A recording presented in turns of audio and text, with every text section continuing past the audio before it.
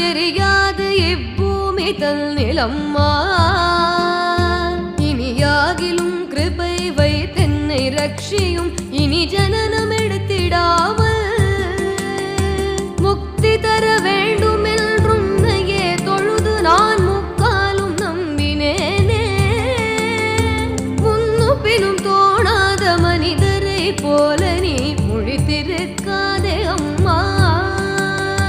வெற்றி பெற உன் மீது பக்தியாய் சொன்ன கவி விருத்தங்கள் 11